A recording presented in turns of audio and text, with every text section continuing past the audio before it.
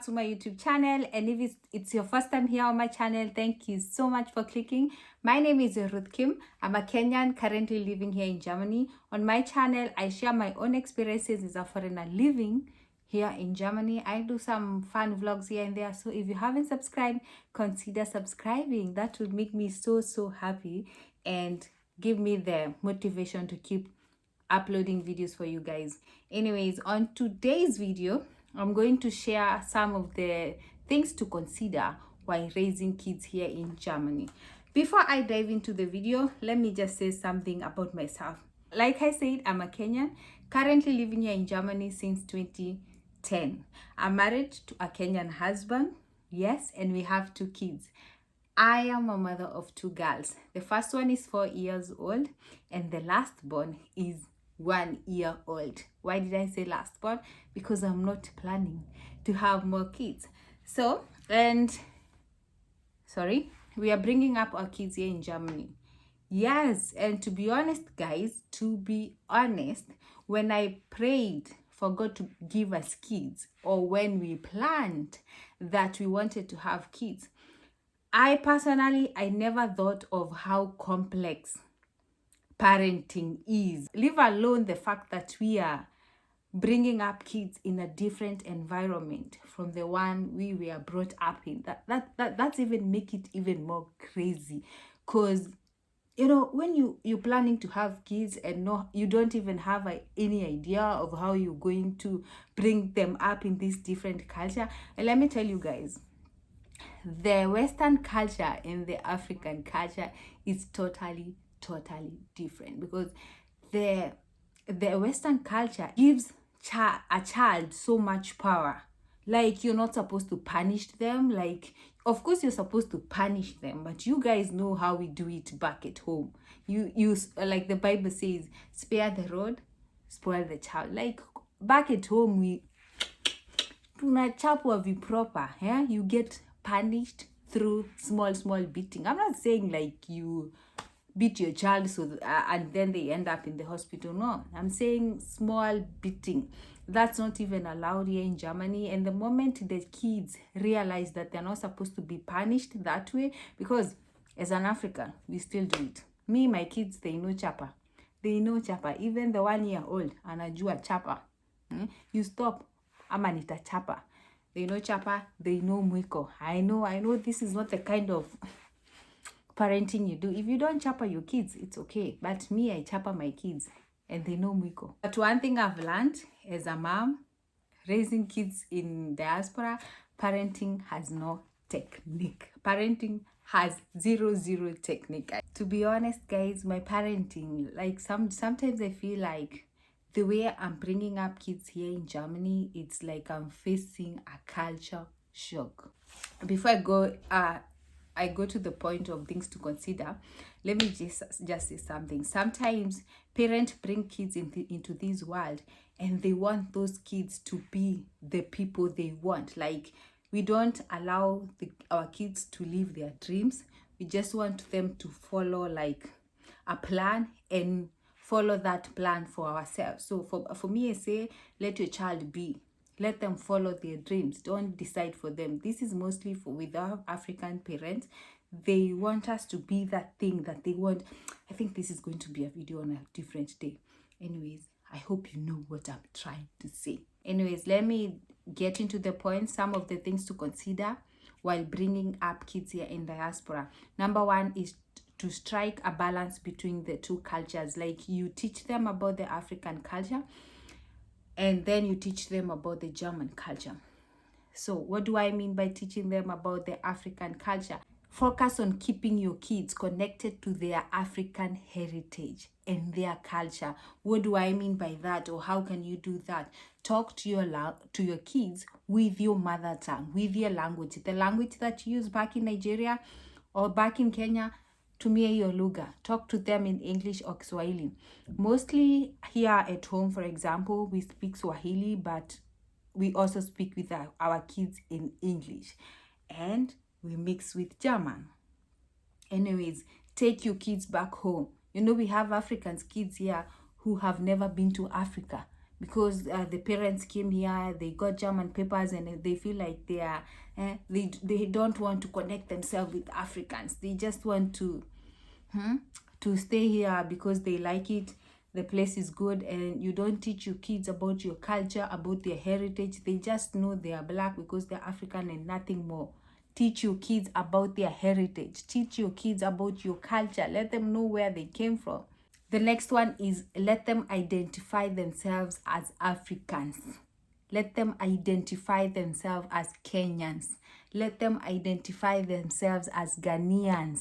Even if they have the German papers, even if they were born here and they have the German passport, you know, at sometimes you're going to find kids somewhere, they are like, oh, my parents are Kenyans, but I'm German.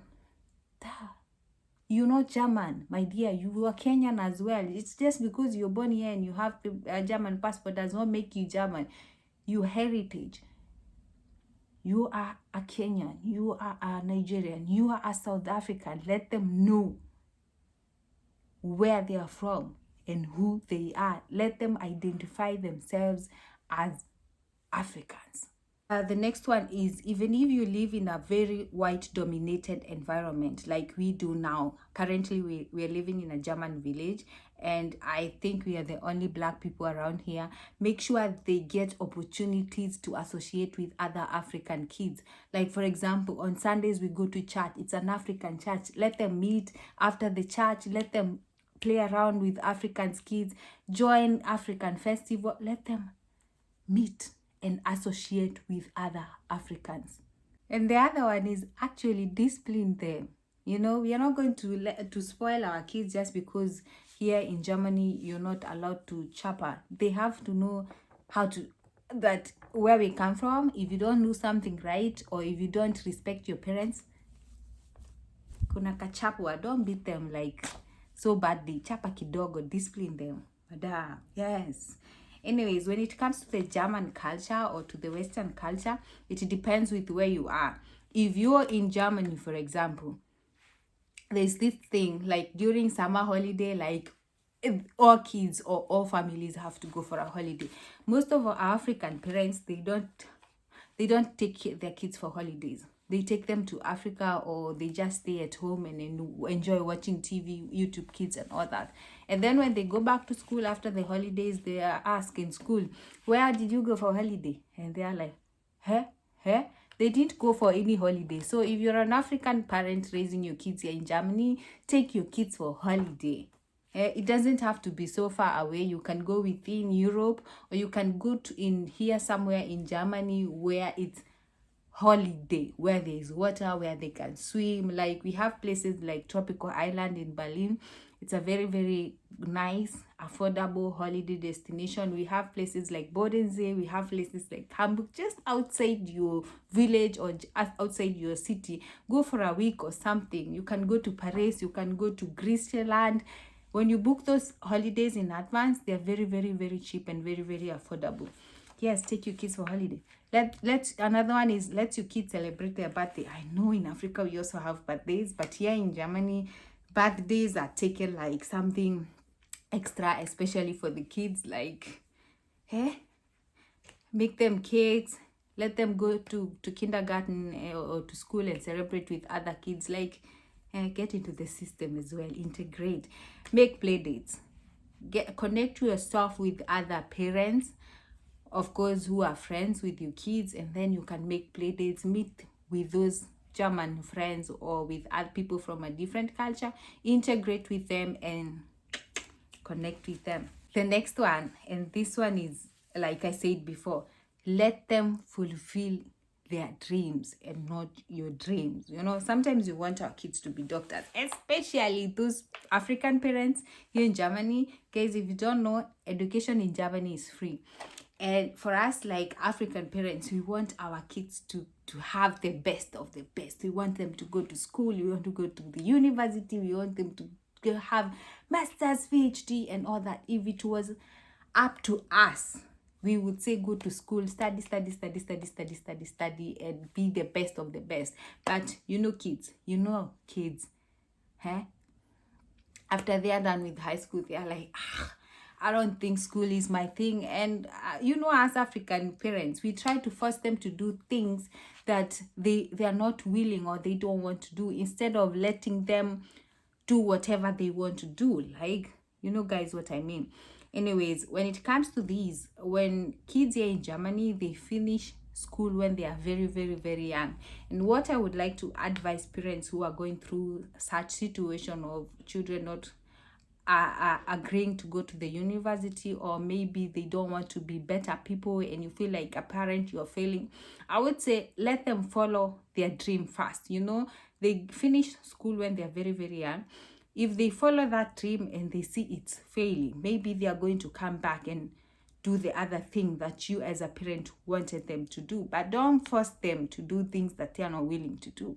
Don't force them. Let them live their dream and not your dream. Because I remember back at home, our parents were like, you have to be this, you have to do this, you have to go to school and do accounting and all that, you have to stay away from boys. As a lady, you had to stay away from boys.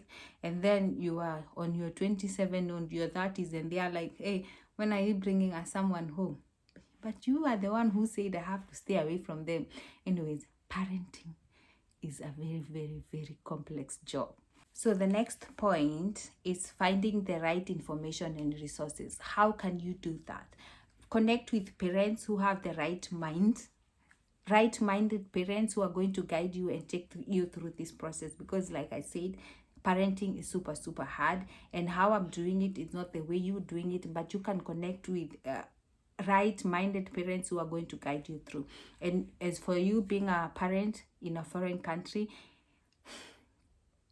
you have to do your own research. You have to do your own research. It's so sad that we have some African parents here in diaspora. They don't work. They just stay at home and bring up their kids. Like, they just stay at home, watch TV, watch Netflix, do nothing and wait for social money. And their kids are just going to school with no plan. They have no plan. Some don't even know how to help their kids with the homework. They're just there. They're just there. So as a parent, you have to do your own research. Inform yourself. Inform yourself about the best schools. Inform yourself about what's the best for your child. You know, if your child, they are not doing good, we have so many people or so many channels where kids are like, they are assisted with their homework. In German, it's called Nachhilfe. Inform yourself. Stay up to date. If as a parent you're not up to date, how do you expect your child to stay up to date? If wewe kama mzazi you are not updated, how do you expect it to work for your child? I always say, I think in all my videos I say information is key, information is power.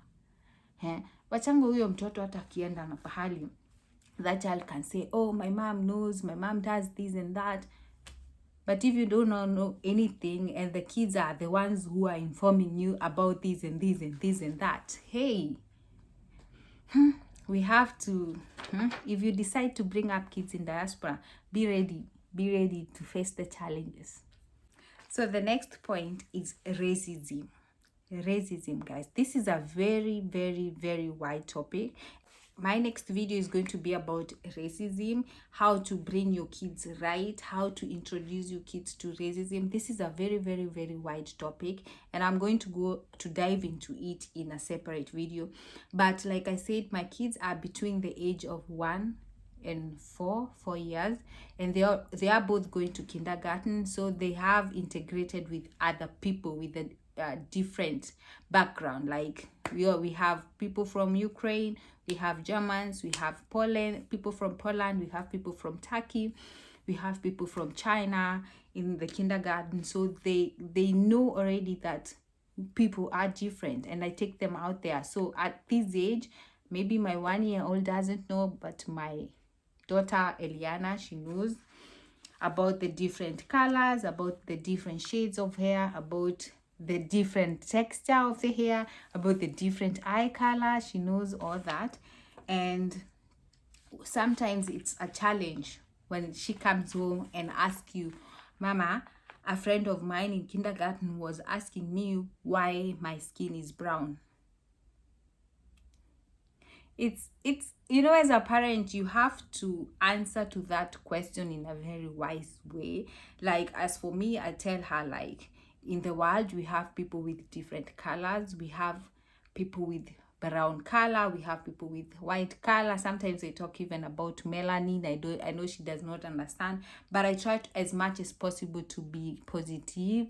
And she has not given me a reason to fight for her, but as a parent, you're supposed to fight for your kids. If you realize that your kids are facing racism in school or in kindergarten, go out there and fight for your kids. If you don't know how to speak German, look for someone who can speak for you and go and fight for your kids. Anyways, racism as a topic is coming up in the next video. I hope you guys enjoyed this video. I know I'm a new mom. I'm a young mom. I'm still making my own experiences. So if you have more points, some other things to consider while raising kids in diaspora, kindly share them on the comment section. Let me know how you do it. Send me some tips. You know, we are learning every day, and I would also like to learn from you guys. Send me those tips, ideas, hacks. Send them down there on the comment section, and I'll see you guys on the next video. Thank you so much. If you're watching up to this far, you're such a darling. Bye bye.